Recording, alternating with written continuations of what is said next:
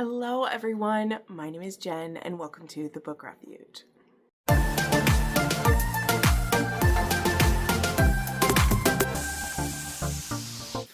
All right, my lovies, welcome to my review of Blood of My Blood, Season 1, Episodes 1 and 2. So, wow, this is going to be different, you guys. Oh my goodness. If you've ever watched my Outlander reviews, thank you so much. So many of you asked if I was going to be reviewing Blood of My Blood, and of course the answer is absolutely yes. I would love to use up some of the time before we get to the very final half season of Outlander. And I'm just floored by the talented people who work in this world and who work on these projects. I had no idea what to expect, so I'll give you just brief background on this and we'll get into it because there's a lot to talk about. But I'm going to try not to be as in-depth as I am with the Outlander reviews, mostly because I don't know where this is going yet, truly. I mean, we kind of know where something is going, but it's already so much more detailed and different than I expected. And I don't know how much of this, is made up and how much of it is truly what Diana planned it to be. I've heard many different conflicting things. No matter what someone in the comments wants to say of oh, I know this, this, and this. We will never know everything. Because even what Diana might say publicly, she is still under obligation to certain sense to say certain things, okay? Just because at the beginning it says she is a head consultant, that means so much. She can advise anything she wants. And if they say no, she's still a consultant, right? So I don't know. I've seen her being her sarcastic self about certain aspects, but we just don't know. But I will just put this up front. I had a great time with these, okay? I had full on, I was getting the goosebumps. I was just living it up. I was trying to see who I really like, who I don't. I do have, theories, and they're more so theories for, how it will play out in the show. But what's fun about doing a prequel, right, after you've already done the others, is they can seed in as many little Easter eggs as they want to get people who love the original show to be excited, right? And they definitely were doing that. I just wonder about so many things, and I can't wait to just go through some of that. I'm so excited about all of this because I was very impressed. I was having the time of my life watching it, and there was just so many things going on. This is gonna be so good. But again, some of the background. I have purposely stayed away from 95% of everything about this, okay? I made one reaction video for you guys where I reacted to the teaser trailer. Now, just a week later, they put out the full trailer. I did not watch that. I have not seen it. I didn't look at that because I didn't want any more info about what the story was going to be, right? Basically, all I saw in that teaser trailer was that both Henry and Julia were going to end up in the past. We saw that, Brian and Ellen have, a Romeo and Juliet type thing going on. Lots of Scottish music and rolling landscapes, and that's all that there was. Flashbacks to, the war and stuff like that. So, it was just all very, interesting stuff to see, Sorry, y'all. I know I skipped it for you guys, but I was just doing a little bit of research, and I don't think the internet knows their shit fully either. So this will be very interesting to get explained. Yeah, this will be very interesting to be explained. And I'll tell you what I know about it as we go, and we'll see. Of course, there's going to be some fudging with stuff when you decide to go back and expand on something that isn't fully expanded in other places, and you're going to fudge some things around, and that's just how it goes and everything. And I myself, I didn't do a refresh through stuff. I just didn't do that. I'm going to do that now. So I just want to put that out there straight up. I'm going to relay things as I saw them in the show. But then I'm going to do some digging afterwards. I was just starting to get into it now, and I'm like, let's just film this because it doesn't affect how I'm feeling about the show. Because a lot of the things that I'm wondering about have to do with dates. They have to do with dates to me. And I'm already confused, and I don't think that the internet knows the answers that align with the show. I don't know if you guys know this, but the AI overview on Google is absolutely fucked, okay? It's cracked. It doesn't know its shit because it's telling me straight up lies that I know with my eyes are lies. So, yeah, that's a problem for me. But anywho, putting that aside, I didn't know anything else but that. That's all I've watched. I haven't watched any of the interviews or done any of that. That's all stuff that I plan to do later. I mean, you guys know that. I don't like to be spoiled for those things, and I just want to see it. But anyway, so I sat down and I watched the first 2 episodes, okay? So because this won't be the same as my old stuff, right? Like, I'm known for, I do my recaps and reviews that compare Outlander to the books. That is how I differentiate myself from other people who review things for Outlander. Many people, over the years I've gotten that critique too, is they're like, well, just enjoy the show for the show. And I'm like, no, because I'm a book reader. If you're only a show reader or show watcher, then you do that. No one is telling you you can't. But that doesn't mean that I can't be a nerd in my little corner of the internet and ruthlessly pinpoint all the things that I'm interested in and bug me. You know, you don't have to watch me if you don't want that. But in regards to Blood of My Blood, I more so just want to point out like the Easter eggs that I'm noticing. If I think it's consistency about like what these young characters are like versus our older characters, what characteristics of the parents' generation do we see in their kids? What aspects do we think came down? Like, that's more what I'm going to look at. Okay. Like, that's what I want to look at. And that's what excites me. So I don't know what this will become. You know, this is a whole fresh thing for me. You know, with Outlander, I had a very clear prerogative. With Blood of My Blood, I don't know. I'm also terrified because, you know, how we know that these couples don't fully get an HEA, right?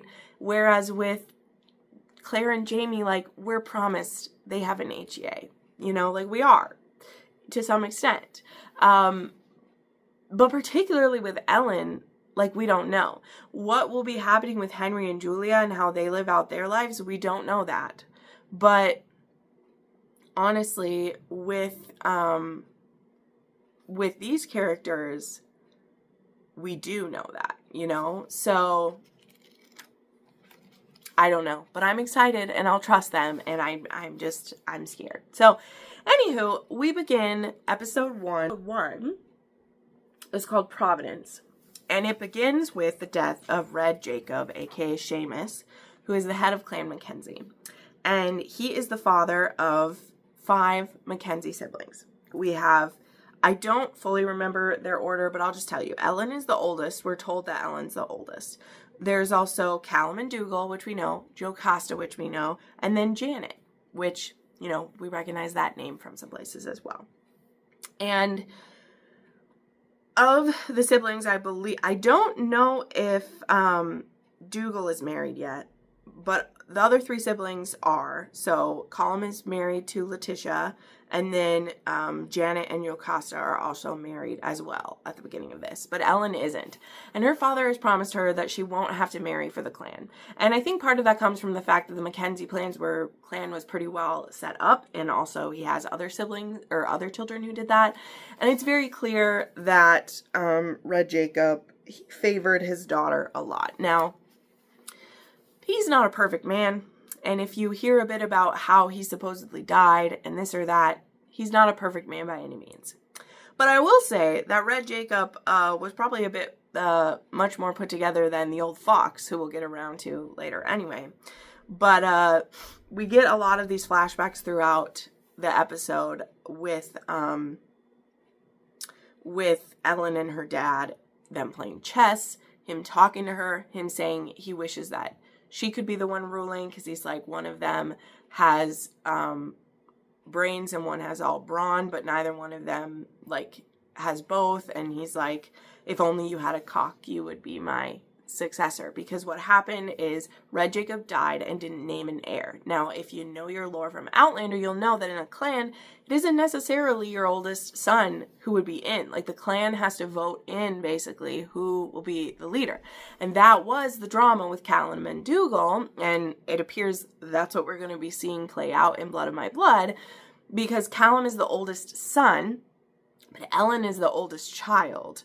And, of course, she can't be the laird, but a lot of people respect her and admire her as the oldest child, and they know that Red Jacob favored her. And so who she chooses to get behind as the laird could hold a lot of weight, because the people really love her and respect her.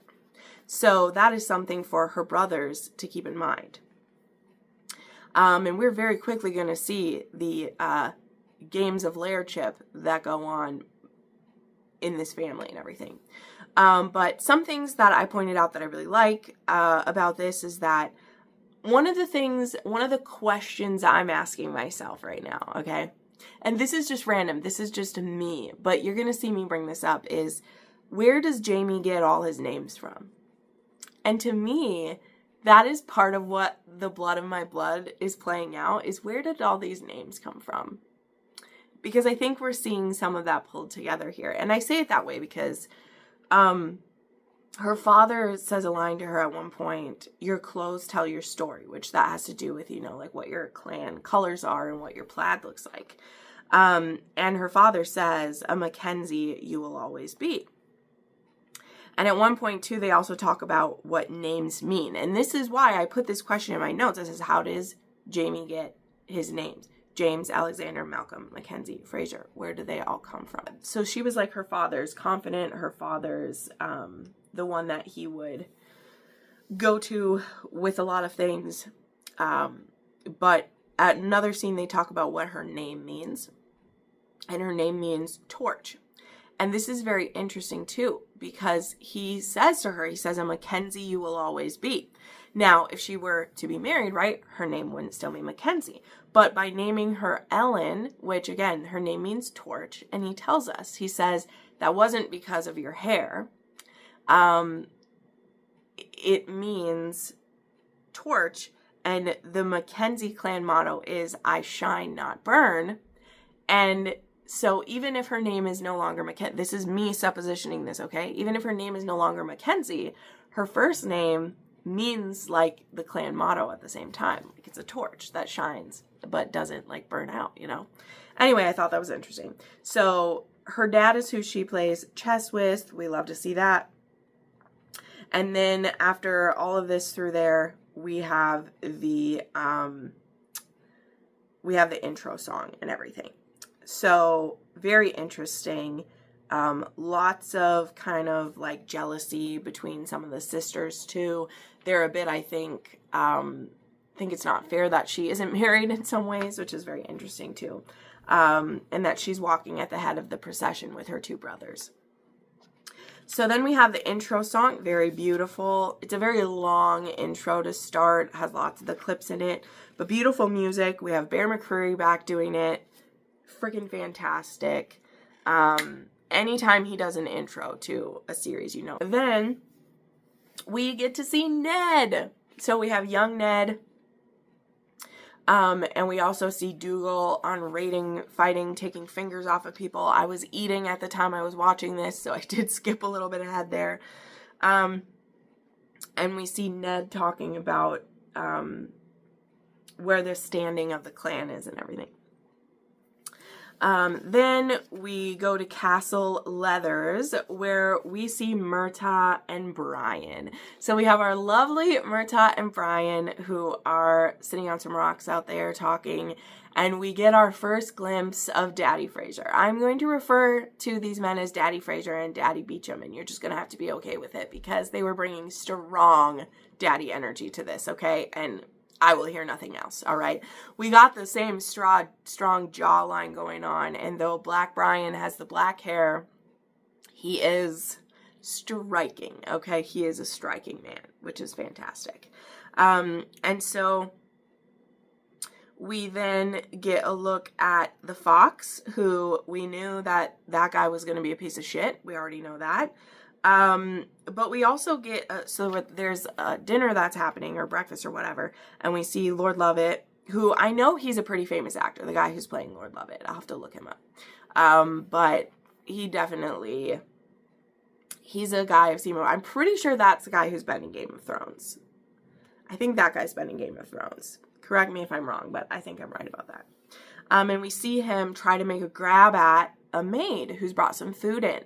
And this maid speaks, and she's British. And I had a thought right then that was Julia. Now, I even wrote a note before it was revealed. I said, that one maid seemed British. I wonder if that's Julia. Because again, I didn't watch anything on this. I had no idea. And the way she's dressed, you know, you don't immediately think that. But I'm like, why is she at Castle Leathers? Like, what the hell is going on, right? So then things really started to get up because basically Murtagh is a Fraser and a Fitzgibbons, and he is a cousin to the Mackenzies, right? And so he is going to go to the gathering that is going to be, you know, choose a new laird, as well as like honor the death of Red Jacob. And Lord Lovett tells, I'm going to want to call him Jamie. Lord Lovett tells Brian to go with. And he's like, that doesn't seem like a safe place for me to go. They hate you. So why should I go? And he's like, well, they know I have a bastard son, but they don't know what you look like. So you should go and do some spying for me is basically what we say. And Murtagh has said, he's like, I'm not going to spy on that part of my family for you. And he's like, well, Brian, you can do it. And so Brian agrees to go with. Then we flash over to, then we flash over to Dougal's fucking it up. Of course, like literally he's fucking someone in a room.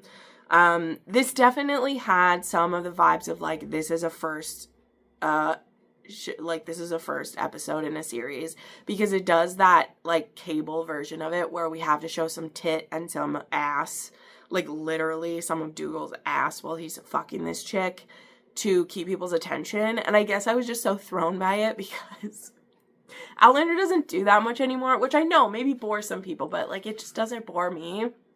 Like, I'm past the point of needing to see people fuck who I don't even care about.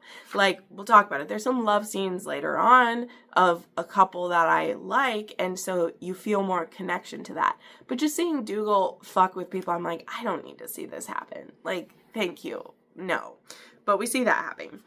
We have Ellen talking about how she will back Callum, is who she currently will back for Laird.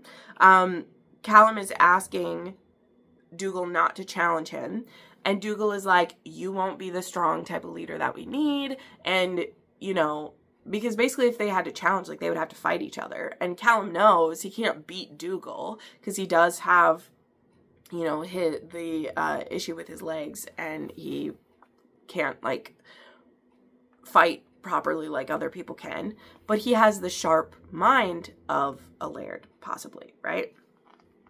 And Dougal is like, dude, you're not, like, you can't do it. Like, I'm gonna be the laird because I will lead them right. And Callum is like, okay, dude, but you will lead us to ruin because you're too headstrong. A dynamic we're used to, but they were still a bit less circumspect about it as young men, shall we say. Then we get a peek at Mrs. Fitz, who again is Murtagh's aunt, and so she's greeting him, and she sees that he has his eye on Ellen Mackenzie, our sweet Murtagh, who will show more of him. But he obviously has an eye for Ellen, and a lot of guys have an eye for Ellen, by the way. She's being pursued like crazy at this gathering because everybody wants to catch literally like Red Jacob's heir. Let's be honest, it's his son's, but like everybody knows that he loved Ellen the most. She also is gorgeous and unmarried, and everyone wants to get her. Okay, so we're gonna see some other people go for her as well. But we now have 37 minutes in, because I made a note, we have the first meeting of Brian and Ellen, and it's a very subtle one. They're actually both hiding from people. He's hiding from some people who may kind of sort of know who he is, which again, it's supposed to be a secret that he's there. And she is hiding from her suitors. And they actually kind of meet at the stable and they talk. Neither of them knows who the other is. And they just have this talk. And when he's going to make a run for it, he asks her, will you meet me at the bridge tomorrow? The bridge that is at the edge of the property. And she agrees to do it. And that's their first meeting. And you could just feel the tension. They did so good with that. I loved it. Okay, then the Grants have arrived at the gathering. And this is where we meet the Grants. And there is the Laird and his right hand, his son, Malcolm Grant. And then there is the new Bladier, who is basically the lawyer. Okay, I had to look this up. I didn't understand what it meant, but it's basically like their lawyer or their man who knows like the technical law things. And this is a British man. And while I might not have known what Julia looked like, I knew what Henry looked like, okay? And this is Henry. And so now we know that he's with the Grants, and we hear a bit of backstory about that the man who used to be the Bladier, something happened to him, and now Henry is with, and he's traveling with the Grants, and I'll just say it now, like, he's looking for someone, and we'll get back around to this. But this means that Henry, he's doing some talking with Ned, okay, because Ned is the Bladier for the Mackenzies. And so they're the ones that are going to do the lawyer speak and play the mind games with each other and everything. And I do have to say, I'll comment on it again, but Daddy Beecham in his like Scottish garb, which they don't have him in a kilt, they have him in breeches and stuff. He looks fine, y'all. He looks fine, and we'll talk about him more. But like, our first Sassanach man that we can like moon over a bit, and he looks fine, okay? He looks fine. All right. Then we have a peek at Jocasta staring at Murtagh.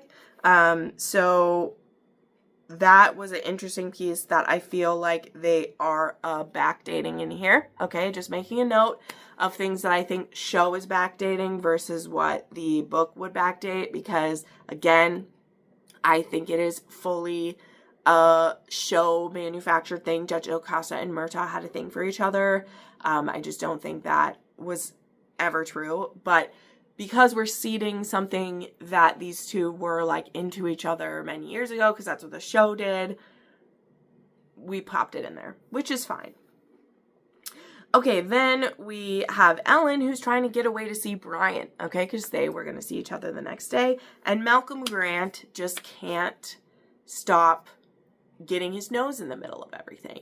No, he really likes her. So when she says, oh, I have a headache, he tries to walk her back to the keep, and she's like, but she's trying to sneak away to see Brian, and so instead she has to walk all the way back to the keep with Grant, because she can't just say, get away from me. And then she like pretends like she's going inside, and then basically like scurries through, and then is on her way to see Brian. And of course, when she's leaving the other side, Grant sees her, and he's just like, oh, okay. But this is where I make a note. Okay, like I said, one of the things I am doing in this is I'm hunting for where the names come from. I said it. I want to know where the Alexander and the Malcolm come from. And so far, the only person we've met whose name is Malcolm is this guy. So we have an interesting beginning with Malcolm Grant. But does he end up being someone who maybe helps these two get together someday? I don't know. I don't know that that's true, but I'm just putting it out there. Because so far, we don't know anyone else named Malcolm. And will there be a reason? Will this guy become an ally to these two someday? Right now, he seems a bit butthurt that Ellen wanted nothing to do with him. And later on, we'll have more to say about that. But I'm just putting it out there because we don't know where the name Malcolm comes from. And I don't want any book explanation from it. We're playing the game of Blood of My Blood. Where does it come from? And that's what I'm looking for, is where does that come from? Because we know that names and bloodlines are the main point of this show. So I just want to know. So they meet up at this bridge, and they agree to stay on opposite sides of the bridge. The bridge will be their chaperone. But what happens is that they finally ask each other their names, okay? Because they did not know. And so when he asks her name, and she says, I'm Ellen Mackenzie of Leoch, he frowns.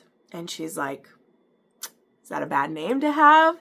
And Brian says, well, my name is Brian Fraser, the bastard son of Lord Lovett, currently of Castle Leathers. And they both look at each other, and she's like, that is an unfortunate name to have, because they both know that this is immediately doomed. This is immediately doomed. And it's beautiful, of course, because as they're talking, they make their way across the bridge, and we get to see Daddy Fraser have some of the best lines right off the bat. You guys, I tried to write some of them down. He even says to her, he's like, because he like touches her hand and he's like, I had to touch you, even if it's just your hand. And she's just staring at it, and she's just like, what are we gonna do? Like, it's just that instant soul connection where they're both like, I want you. How's it gonna work? Like, they both are just on the same page. And she asks him eventually, she says, where do we go from here? And he says, I don't know.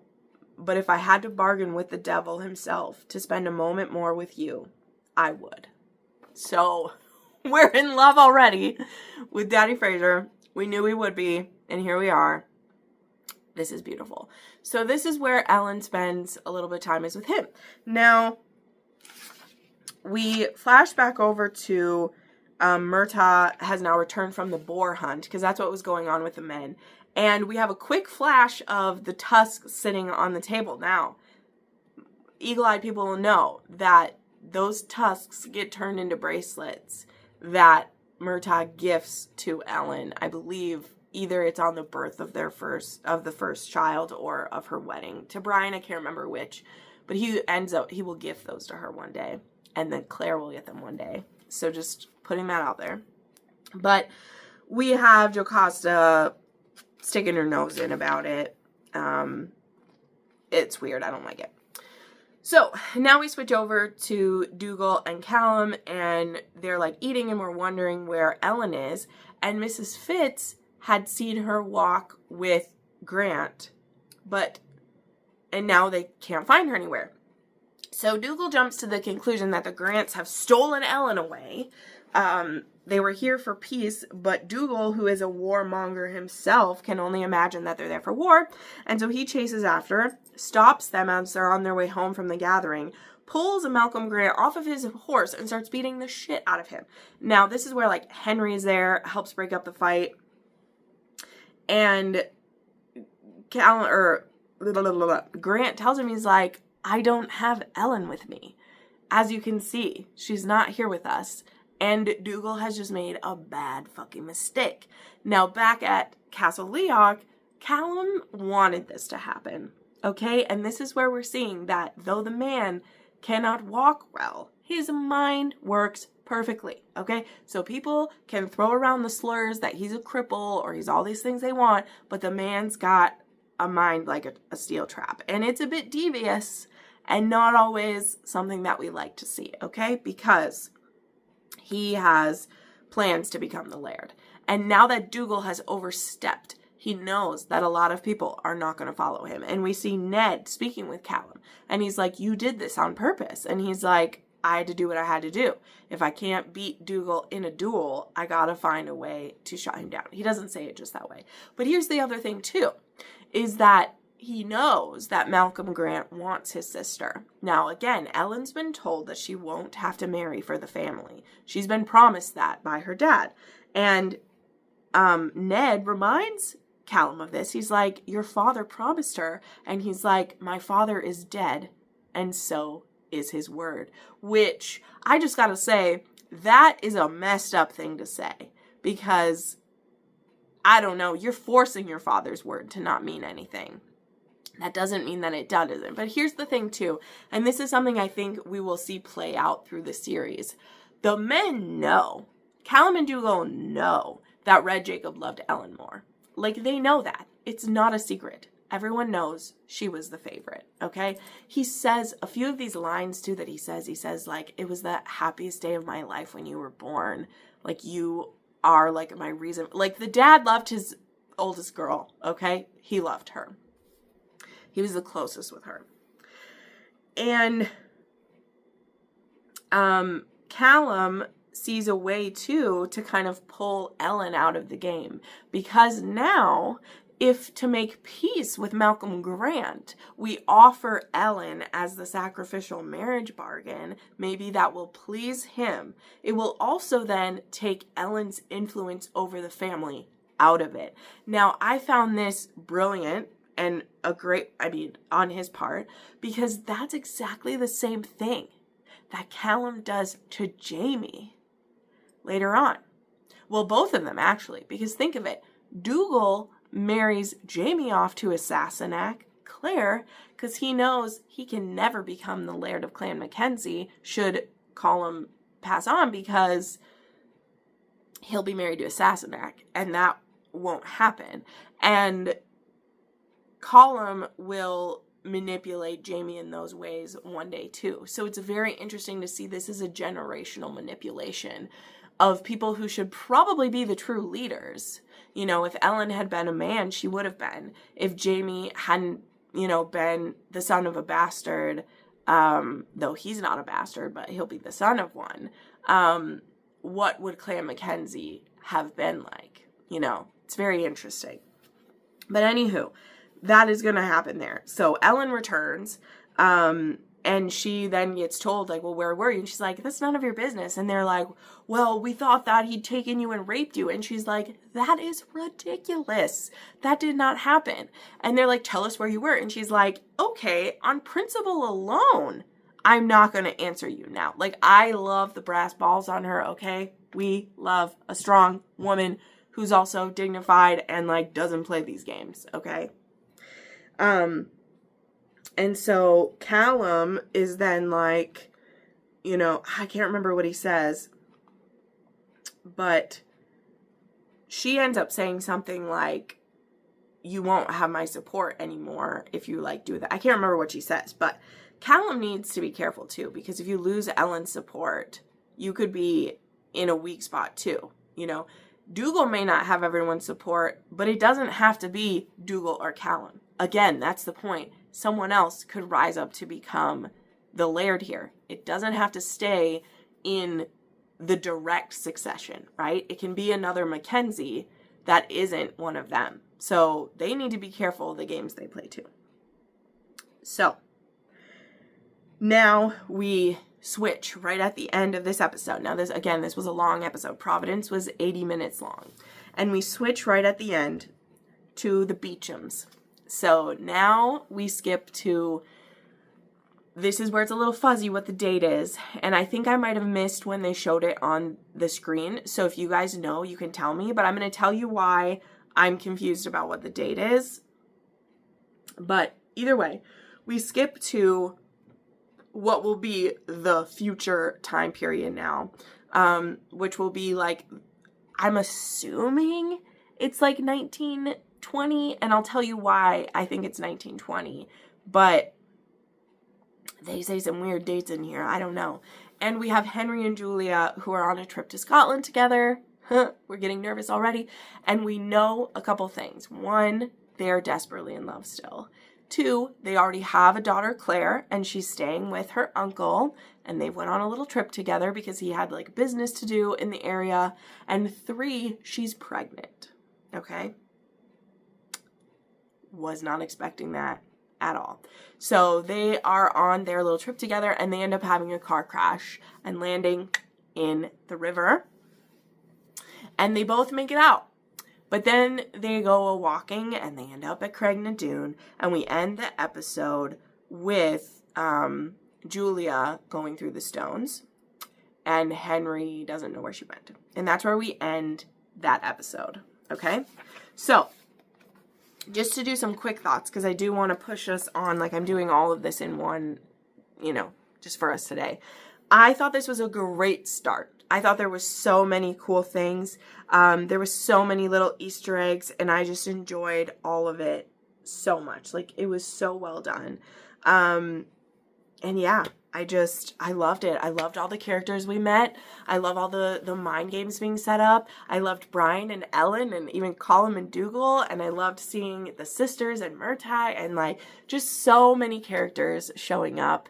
There's even more, of course, in coming episodes, but I thought it was a really strong start. And it also left some mystery for us of, like, it doesn't even fully say in episode 1 that, it's the Julia that we'll be looking for, to be clear. That has to be inferred from you realizing she's British, right? You then find it out by the end of the episode, but I thought that was so cool. Like, I didn't pick it up immediately. But then I was like, wait, why would there be a British person here? Like, why would there be a Sassanach working at Castle Leathers? And we're going to find out why that is in episode 2. But let me give episode 1, you know, I like to do a rating. And since I'm not doing accuracy rating, we're going to do enjoyment rating out of 10, right? And honestly, as like a beginning of a show, I'll give this one a 7.5, okay? I think it's very compelling if you're an Outlander lover because there's all the little games that you're going to play. As to if I hadn't seen any Outlander at all, I maybe would have been a little bit more bored because there's nothing super eye-catching or eye-popping about this first episode.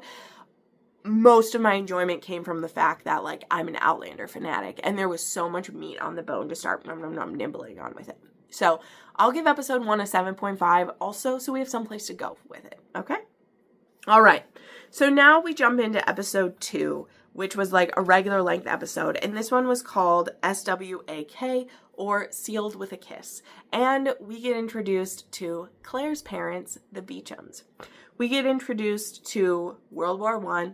It says it's 1917, and we have Henry who is fighting, and we have Julia who works in the censor office. Now, if you don't know what that was, what would happen is the soldiers would have letters they're writing home, and there are certain things that you cannot talk about. So her job is to read these letters from soldiers and basically be blacking out locations and names and dates of things that they wouldn't want to get intercepted or be shared anywhere.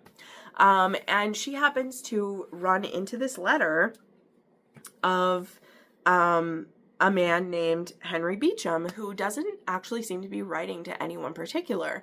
And so one day, Julia starts writing back, and they begin this relationship through letters that just start like with philosophy. Like, he writes this letter about what am I fighting for and why do I go on? And they start these letters together, and then we're quickly fast forwarding through a lot of this with them, but eventually they meet in the steps of London.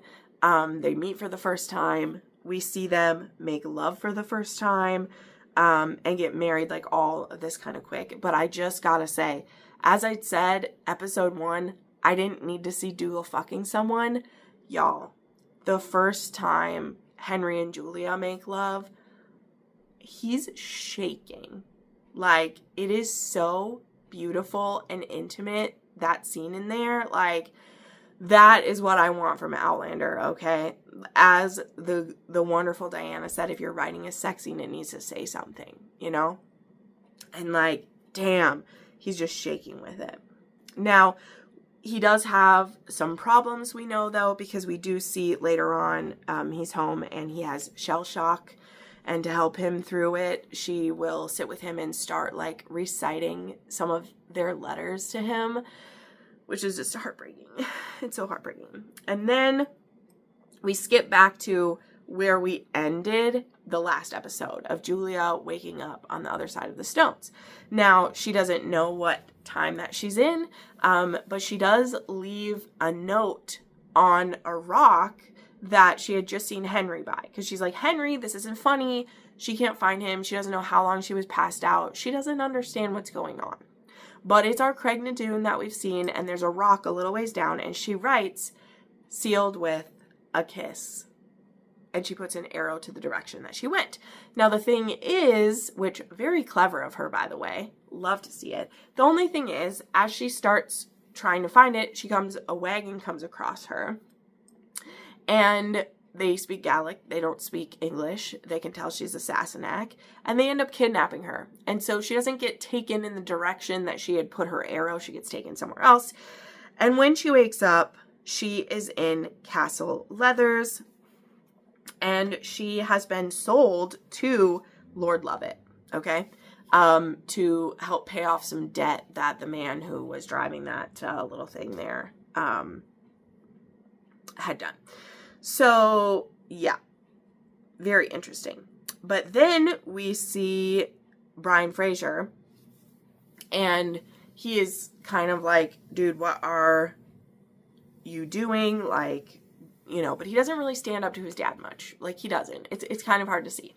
But he is wearing the jacket, y'all. Okay, he's wearing the leather jacket that I just have a lot of feelings about. So I was like, Daddy Fraser has a jacket. I know, it's weird, but he's looking pretty sharp. He's looking pretty sharp. So then we flip to Henry. And Henry does see her sign on the rock. And so we don't fully go in it, but like it appears like he did go up to the stones too, because he comes out and he can't find Julia. We don't know how much time after this it is or whatever. I assume not too long, because he didn't like leave where he was at. Like he went through the stones, but we don't know what the difference of time was, right? But he sees her sign that says SWAK, and he's like, that's my girl. And so he follows where her arrow went, which was not the way that she went. But he ends up running into some dudes, and there's this little tavern there, and he sees some dirty business dealings, which will be important to see. He sees some dirty business dealings going on and someone getting paid off. He doesn't fully know what this means, but he catalogs it. And he ends up telling it to this guy who turns out to be, I think it's Grant's son. I think this is Malcolm. He says it too. I'm sorry. I was eating, like I said, while I was watching these, and I got a little bit distracted, so I'm sorry if I'm wrong. But either way, he ends up getting brought before the Laird Grant, and he is going to have to explain himself. Then we flip back to Julia, who is getting, told to be a maid, and she's getting dressed in the proper stuff, and her job is getting explained to her. And Julia just keeps being like, I have a husband and a little girl. And the lady's like, I'm sorry, you've been sold to us. And she's like, if you give me a hard time, like, you're going to pay for it. Like, this lady is just very much used to her life. And she's like, you got to be here. And now, again, we know she's pregnant, supposedly. And, like, we've heard she's going to be showing soon. So what is this going to mean? Like, what is this going to mean for this baby? And this brother we know nothing about, or a child. I don't know that it'll be a brother, but I'm like, who is this going to be? So fascinating. But we find out that it is 1714 and King George I is our king, which is not who it was when Julia was last around. It was King George V and now, or King George IV. I don't know. And now it's King George I. And she's just like, what is going on? Okay, so then we go back to Henry, and he explains what he saw and what happened, and the Grants end up questioning the guy, and he's proven right because he has a bag of coins. And basically, the Grant Laird offers Henry a job as the new Blade Heir. Okay, now it turns out, which we didn't know, is that like Henry had become a lawyer. So he obviously became a lawyer after the war, or maybe he was one and then he got drafted. I don't know that part too well. I don't actually know how old Henry is. I should figure that out. I should look that up. Like I said, I will do research now, so you guys don't have to answer all the things down below. But if you know, you can tell me. And Henry's like, I'm looking for someone. And Grant is a shrewd guy, and he's like, hey, here's the deal. You're a Sassanach. No one's going to tell you shit. But if you work for me, you'll be traveling all around the area, and you'll have my protection, and you'll be making some money because you'll be working for me, and we'll help you find your lady. Okay? And Henry, being the shrewd man he is like, okay, sounds like a plan. So that is how Henry became the Blade Heir. So one other bit here, we meet Archbug, who works for the Campbells works for the Grants at this time. So that was crazy because the Bug name got thrown out there, and I was like, is this a brother or whatever? And no, when I read the credits at the end, that is supposed to be Archbug. So there's our Mr. Bug, which is very interesting. So then we see Julia trying to escape, and Brian is like, there's a storm coming, like, you're not going to get away, and you'll just be punished for trying to leave. And she's like, I don't care, I have to get to my husband and little girl. And Brian is just like, okay, again, doesn't really do much to stop her, I will say that. I'm like, Brian, you're not showing the heroicness I want to see from you. But mostly Brian's going to have to warm up to it, okay? He's going to have to warm up to being the hero that we need, okay? But she does get caught, and she gets dragged back. And he ends up taking her lashes, though, so that is great. She's going to be punished, and Brian offers to take it instead. So there is that bit of self-sacrifice that we love to see there. So very happy to see that. And then we see that a month has passed, and now we are at the gathering. So all of that we saw happen was a month ago. So that means that Julia has been working or being a slave at Castle Leathers for a month. And, what's his name? And Henry has been working with the Grants and traveling and trying to find Julia. So that is where they both are. And then we have Henry and Ned meeting with each other, and now they are trying to get along a little better. So now that we're in present time, that means that Colum has already had his little hissy fit and beat the shit out of Malcolm Grant. And Henry and Ned are trying to come to a peace deal, right? So the two kind of lawyers meeting to talk. And Henry is like looking like a snack, okay? I'm just telling you, I told it would come back up. He's sitting in this carriage talking to Ned, dressed in very nice clothes, by the way, for the time. And he's got his chiseled jaw and the hair. And I'm like, damn, this is the hottest Sassanach we have had in the series, okay? No notes, costume department, he looks fantastic. Anyway, so he's talking with Ned, and they decide to bring up the, Ned floats the idea of the marriage contract between Malcolm and Ellen. And he also sweetens the deal that we'll look through, this is what it sounds like to me. This is a dumb number. It's like, I've heard you're looking for a woman. And he's like, we would throw in our help as well if you can make this happen. So he's trying to bribe him into making this deal. So, yeah. So Ellen's being told she's going to get married off to Malcolm Grant. And Henry is looking for Julia. Julia is being kept as a slave. And based on the preview of it, I think that someone's going to find out she's pregnant now, which, again, I don't know why we act like that's the end of the world. Like, she said she had a husband and you kidnapped her. A woman can be pregnant and, it's not like she did a bad thing. But we'll see how that's going to play out. I think that's going to happen. But, yeah. So those were the 2 episodes there that we saw. And episode 2, I would probably stick this one at I don't know. I think it's about the same as the first one for me, because I look at it this way. This was both the intros to the 2 couples we were getting, as well as their background and everything. And so I think for enjoyment level, it was also about the same as episode 1. So I'd give this one 7.5 as well.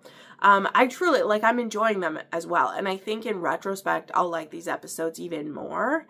But like I said, it's a lot. I'm just being honest. It's a lot of inside baseball. And what I'm so curious to know, before I give some other thoughts I have to wrap this up, is if you're watching this blind, if you happen, Lord knows I don't know how, if you have stumbled across this review of mine and you've only watched Blood of My Blood for some reason, I would love your opinion on what you're thinking of the show. Without knowing other stuff. I have a hunch there won't be a ton of people who that is, but who knows? Starz has really been advertising this, and it is going to be a Highlander Romeo and Juliet and then star-crossed lovers stuff going on. So there's plenty of appeal out there. But I just would like to know your thoughts on that. I want to just go over a few little thoughts people have about how this might connect with Outlander. And then we'll wrap this up. So I just wondered when this was happening. And there are 2 main clues that we have to when this is happening, okay? So first things first, Claire was born, and this one is absolute fact. Claire's birthday is October 20th, 1918, okay? Based on the clue we've gotten in the show, the letters between Henry and Julia started in 1917. So my guess is they did fall in love relatively quickly, because if they had Claire by October of 1918, they were, she probably got pregnant when he was on his leave, would be my guess. Or right after, because Claire was born in October of 1918. Now, we also have the clues that when she was 5 years old, Henry and Julia died in a car accident, and she was staying with Uncle Lamb. Now, that doesn't clash with Blood of My Blood at all, because they would believe they died in the car accident if someone came across the car in the river. Julia and Henry are nowhere to be found. That would be how they died, right? So that doesn't clash at all. What I am a bit confused about is when they are trying to say that it is, because if she was 5 and it was in October of 1918 that she was born, then it would be 1923, I believe. So I need to watch the show again to see if they put the dates up. I don't know if they did, but Claire would be 5 when her parents died in this car accident. So very interesting. But again, I haven't read a whole bunch of articles on it because I didn't want to know things, you know, like I didn't want to know too much about it before I dived in. So we will see, but we do know that they fell back in time to 1714. So that is a bit different of the, you know, kind of like the general time people come back. Oh, the light is just hitting me. We're going to wrap it up. But anywho, that stuff we'll figure out as we go. It's totally fine, but it is very interesting. And again, I'll say it, I love all 4 of the like main couple people. Of course, I'm feeling extra love for Brian and Ellen, but to be honest, I feel like I already know the most about Brian and Ellen and their love story, whereas a lot of it's a blank slate about Henry and Julia. And I love what I've seen so far. They are very interesting characters, and I can't wait to see more, particularly Henry, who, like I said, Daddy Beesham's a snack, okay? I'm here for it. So let's go ahead and wrap this up. Let me know what your thoughts on the first 2 episodes are, what you foresee happening next. I can't wait. I just can't wait. I'm so happy to have this to watch. So make sure you like this and give it a thumbs up if you want me to keep reviewing Blood of My Blood. My show reviews never do that well. So if you like it, please make sure you let me know. Because yeah, I can't wait to share it with you guys. So thank you so much for watching, friends, and I'll see you next time. Bye.